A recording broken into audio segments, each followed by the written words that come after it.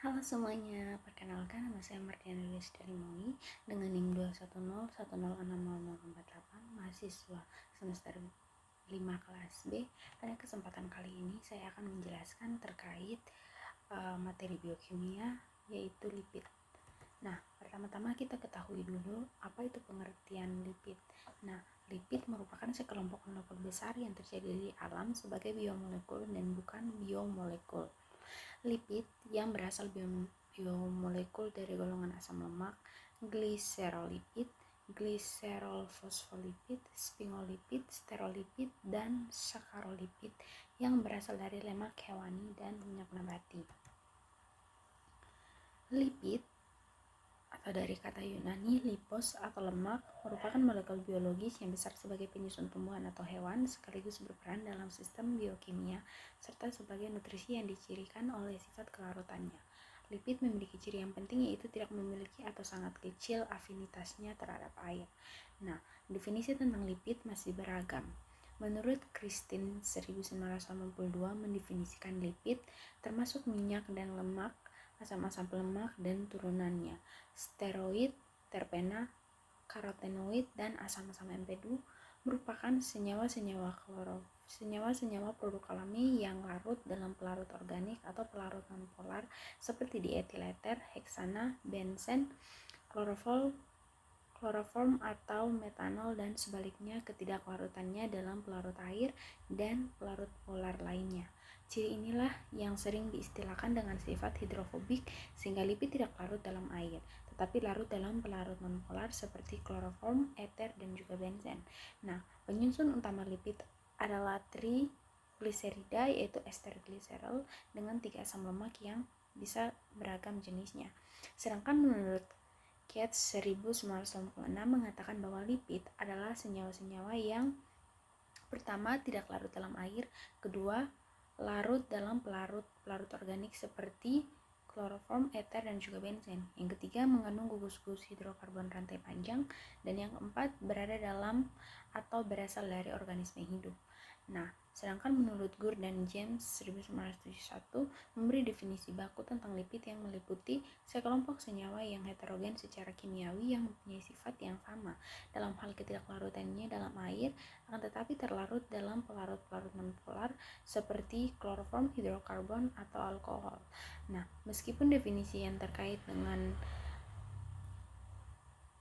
ini digunakan secara umum, akan tetapi definisi ini mempunyai masalah yang serius. Beberapa senyawa yang dimasukkan ke dalam lipid seperti asam lemak dan dengan rantai sangat pendek seperti C1 sampai C4 terlarut secara sempurna dalam air dan tidak larut dalam pelarut nonpolar. Nah, selanjutnya ada pengelompokan lipid. Senyawa-senyawa yang termasuk lipid ini dapat dibagi dalam beberapa golongan. Ada beberapa cara penggolongan yang dikenal. Yang pertama di sini ada Bloor. Ia membagi lipid dalam 3 golongan besar, yakni yang pertama lipid sederhana yaitu ester, asam lemak dengan berbagai alkohol, contohnya lemak atau gliserida dan lilin atau wax. Yang kedua, lipid gabungan yaitu ester, asam lemak yang mempunyai gugus tambahan, contohnya fosfolipid. Yang ketiga ada derivat lipid, yaitu senyawa yang dihasilkan oleh proses hidrolisis lipid, contohnya asam lemak, gliserol, dan sterol. Nah, di samping itu berdasarkan sifat kimia yang penting, lipid dapat dibagi dalam 2 golongan besar, yakni yang pertama lipid yang dapat disabunkan yaitu dapat hidrolisis dengan basa, contohnya lemak, dan yang kedua lipid yang tidak dapat disabunkan, contohnya yaitu steroid. Dan beberapa golongan lipid berdasarkan kemiripan struktur kimianya menurut Poetgiadi 2006, yaitu yang pertama ada asam lemak, kedua lemak, ketiga lilin, keempat fosfolipid, kelima sphingolipid, keenam terpen, 7 steroid, 8 lipid kompleks. Nah, pengelompokan lipid juga dapat didasarkan pada sifat fisikanya pada suhu kamar. Itu minyak adalah cair dan lemak adalah padatan pada suhu kamar. Polaritasnya lipid nonpolar, netral, dan lipid polar. Nah, pentingnya atau esensinya pada manusia yaitu asam lemak esensial dan non esensial, dan strukturnya yaitu sederhana ataupun kompleks. Nah, lipid netral. Lipid yang netral meliputi asam lemak, gliserol, gliserida dan sterol. Sementara lipid-lipid polar meliputi gliserofosfolipid dan gliseroglikolipid. Nah, pemisahan dalam kelompok polaritas agak meragukan karena beberapa asam lemak rantai pendek bersifat sangat polar. Dengan demikian, pengelompokan berdasarkan pada strukturnya lebih terpilih. Sedangkan perbedaan lipid dengan komponen bahan makanan lainnya, perbedaan utama antara lipid dengan komponen bahan makanan lainnya, yaitu karbohidrat, protein, adalah kelarutannya dalam pelarut organik. Lipid dapat dikelompokkan baik berdasarkan kelarutannya yang bersifat karakteristik atau dengan adanya rantai hidrokarbon yang panjang. Meskipun demikian, tidak semua lipid memenuhi kedua pengelompokan ini. Nah, berdasarkan strukturnya, lipid dapat dikelompokkan sebagai lipid sederhana dan lipid kompleks. Lipid sederhana tersusun dari komponen-komponen asam lemak dan alkohol yang meliputi asil gliserol, ester asil gliserol, sterol, dan ester-esternya, serta ester-ester lilin. Dalam istilah umum, lipid sederhana dapat hidrolisis menjadi dua komponen yang berbeda, biasanya suatu asam dan suatu alkohol. Lipid kompleks meliputi gliserofosfolipid atau fosfolipid, gliseroglikolipid atau glikolipid, dan sphingolipid. Struktur ini atau lipid kompleks menghasilkan 3 atau lebih senyawa pada hidrolisis menurut Watson 2006. Nah, untuk pengelompokan lipid, penulis menggunakan acuan yang diusulkan oleh Fahy dan kawan-kawan tahun 2005. Data di Google Scholar menunjukkan bahwa artikel ini telah disitasi lebih dari 656 kali pada Desember tahun 2014. Fahy dan kawan-kawan mengklasifikasikan lipid ke dalam 8 kelompok besar, yaitu yang pertama ada asam lemak, kedua ada gliserolipid, yang ketiga ada gliserofosfolipid, yang keempat ada sphingolipid, yang kelima ada lipid sterol, yang keenam ada lipid preno, dan yang ketujuh ada sakarolipid, dan yang kedelapan ada poliketida. Nah, teman-teman lihat pada tabel 5.1 di sini menurut kategori lipid, singkatannya dan juga subkategorinya oleh Fahy dan kawan-kawan pada tahun 2005. Selanjutnya asam lemak. Asam lemak merupakan istilah umum untuk asam-asam lemak konjugasi dan turunannya. Nah, asam lemak menggambarkan sekelompok besar molekul yang disintesis melalui pembenjangan suatu asil KO' dengan malonil KOA atau metil maloni KOAs. Nah, asam lemak tersusun dari mono, di, dan tri. Substitusi gliserol menjadi mono, di, trigliserida yang biasa dikenal sebagai ester-ester asam lemak gliserol. Dalam Standar International Union of Pure and Applied Chemistry atau IUPAC, asam lemak dinamai setelah hidrokarbon induk. Nah, asam lemak ada yang bersifat jenuh atau straight fatty acid dan asam lemak tidak jenuh atau unstarted fatty acid. Nah, dapat juga kita lihat di sini terdapat tabel 5.2, tabel 5.3 dan juga gambar 5.1. Nah, pada tabel 5.2 di sini merupakan nama-nama sistematik umum dan singkatan asam lemak jenuh menurut O'Keefe 2002 yang dapat teman-teman lihat pada slide. Begitu juga dengan tabel 5.3 di mana itu merupakan nama-nama umum dan singkatan asam-asam lemak tidak jenuh menurut O'Keefe tahun 2002. Kemudian ada gambar 5.1, di situ merupakan gambaran struktur kimia asam linukleat menurut O'Keefe 2002. Nah, selanjutnya di sini ada asil gliserol. Asil gliserol disebut juga dengan gliserolipid. Nah, asil gliserol merupakan penyusun utama minyak dan lemak yang penting dalam perdagangan atau industri. Gliserol dapat diesterkan dengan 1, 2, atau 3 asam lemak, dan asam lemak individual dapat berlokasi di atom karbon yang berbeda dalam gliserol. Nah, monoasil gliserol bermakna bahwa gliserol diesterkan dengan 1 asam lemak, sementara di asil gliserol adalah gliserol yang diesterkan dengan 2 asam lemak, serta triasil gliserol merupakan gliserol yang diesterkan dengan 3 asam lemak menurut O'Keefe tahun 2002. Dapat kita lihat pada gambar 5.3, di situ merupakan stereospecific Mamberg SN3 asil gliserol. Itu menurut dari sumber O'Keeffe 2002 yang dapat kita lihat bersama pada slide. Kemudian asam-asam lemak dapat diesterkan pada gugus-gugus alkohol primer dan sekunder yang terdapat dalam molekul gliserol, meskipun gliserolnya sendiri tidak mempunyai atom C chiral. Atom C chiral adalah atom C yang mengikat 4 gugus yang berbeda.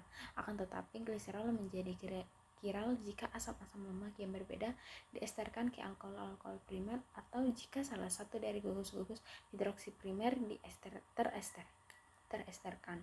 Dengan demikian, suatu penamaan harus membedakan antara dua konfigurasi yang mungkin digambarkan pada gambar 5.2.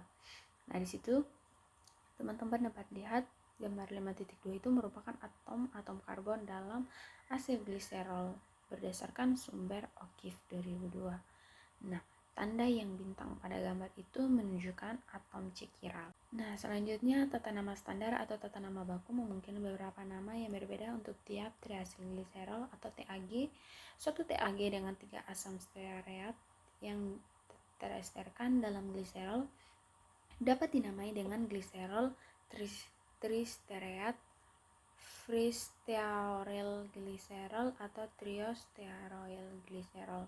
Lambang O dapat dihilangkan jika asam lemak teresterkan ke gugus hidroksil. Yang lebih umum, tata nama triasilgliserol menggunakan ini untuk menunjukkan molekul dalam TAG atau misalnya tristearin. Jika asam lemak yang berbeda diester ke TAG, sebagai contoh TAG dengan SN1 asam palmitat, SN2 asam oleat, dan SN3 asam stearat.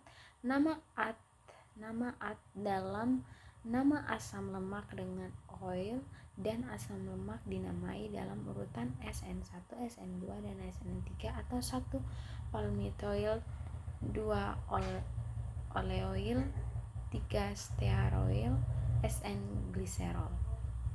TAG ini juga dapat dinamai sebagai SN1 palmito, 2 oleo, 3 stearin atau SN gliserol, 1 palmitat, 2 oleat, 3 stearat. Nah, jika dua asam lemak adalah identik, maka namanya memasukkan penandaan di atau misal 1,2 di palmitoid, 3 oleoil, SN gliserol, 1 stearoil, 2,3 di linolenoil, SN gliserol, dan sebagainya. Dapat dilihat pada gambar 5.6, gambar tersebut merupakan struktur-struktur mono dan diasilgliserol berdasarkan sumber O'Keeffe tahun 2002. Nah, tabel 5.4 ini juga dapat kita lihat bersama pada slide, yaitu merupakan singkatan asam lemak berdasarkan Litchfield tahun 1972. Nah, selanjutnya ada gliserofosfolipid. Nah, gliserofosfolipid atau fosfogliserida atau fosfolipid tersusun atas gliserol, asam lemak, fosfat, dan biasanya suatu senyawa organik basa atau senyawa polihidroksi. Nah, fosfolipid merupakan komponen utama lipid bilayar dari sel dan juga terlibat langsung dalam metabolisme dan signaling dalam sel. Fosfolipid juga merupakan salah satu komponen utama syaraf otak, sehingga ada gangguan komposisi menyebabkan berbagai implikasi gangguan neurologi. Nah, selanjutnya kelompok fosfolipid ditandai dengan penandaan singkat atau misalnya PC.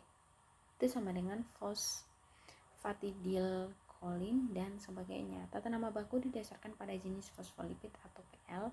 Sebagai contoh, suatu fosfatidilkolin dengan asam oleat pada posisi SN1 dan asam linolenat pada SN2 harus dinamai dengan 1 oleoil, 2 linolenoil, SN gliserol, 3 fosfokolid. Nah, dapat dilihat pada gambar 5.5 merupakan tata nama atau nomenklatur glycerol gliserol fosfolipid berdasarkan sumber O'Keeffe tahun 2002 yang dapat kita lihat bersama pada slide. Selanjutnya ada sphingolipid. Nah, sphingolipid merupakan senyawa kompleks yang ikut menentukan ciri struktural pada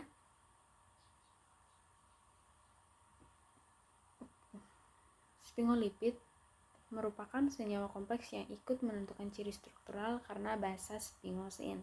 Nah, basa sphingosine disintesis dari asam amino serin secara de novo dengan rantai hidrokarbon panjang asam lemak asil CoA yang diubah menjadi ceramide fosfolipid, glycosphingolipid, sphingolipid atau glycosphingolipid merupakan sekelompok lipid yang mengandung basa rantai panjang asam-asam lemak dan berbagai senyawa yang lain seperti fosfat dan monosakarida. Basa yang umum adalah sphingosine. Nah, meskipun lebih dari 50 basa telah diidentifikasi, ceramide terdiri atas sphingosine dan asam lemak yang dapat dilihat pada gambar 5.6. Di situ merupakan struktur-struktur sphingolipid dan tata namanya berdasarkan O'Keefe 2002. Nah, sphingomyelin adalah salah satu contoh sphingofosfolipid. Senyawa ini merupakan ceramide dengan gugus fosfokolin yang dihubungkan dengan gugus OH primer dalam sphingosine. Selanjutnya ada sterolipid dan ester-ester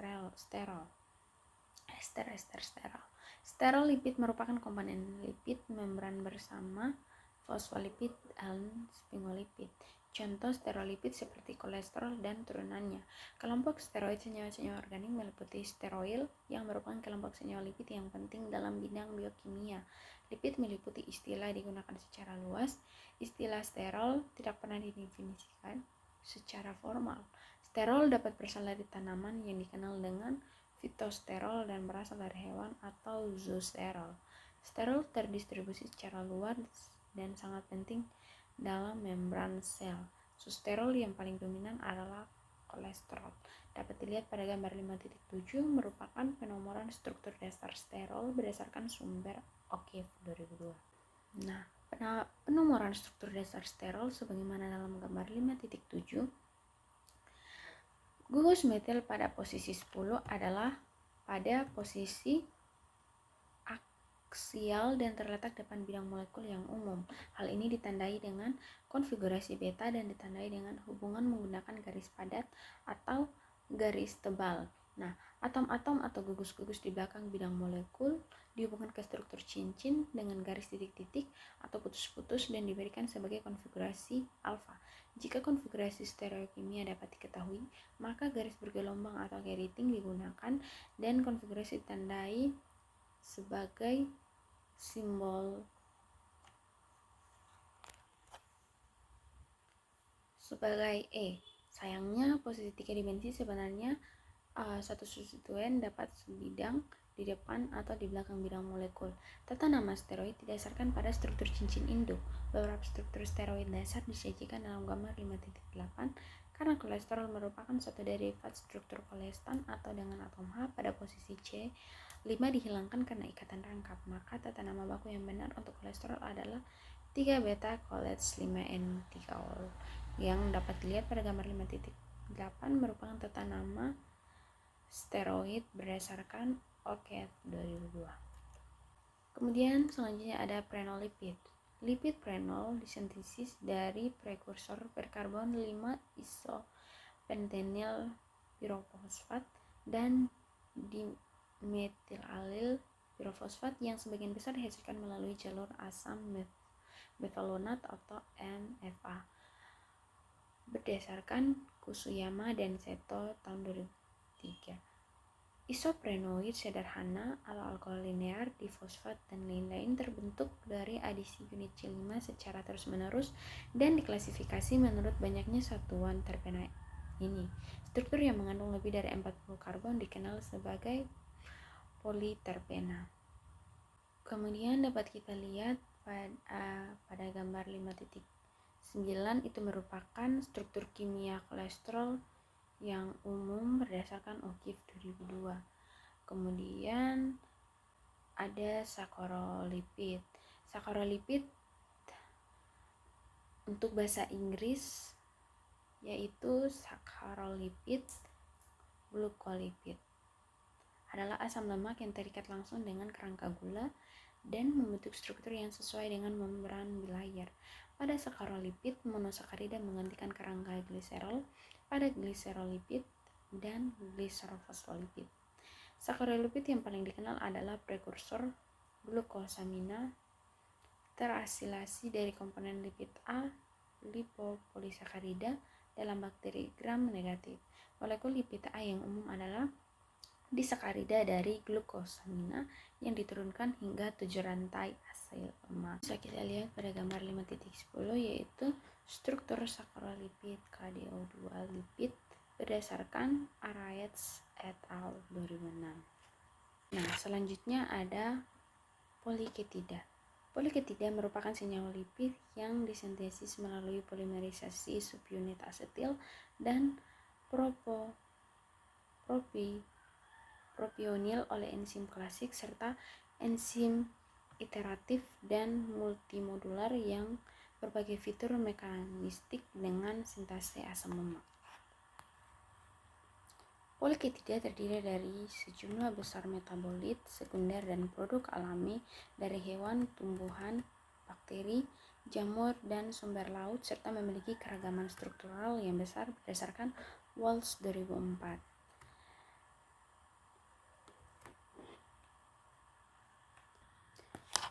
Dengan mengenal struktur dari setiap molekul lipid, maka gugus reaktif dan non-reaktif dari molekul bisa diketahui seperti letak unsur-unsur elektronegatif tinggi pada molekul.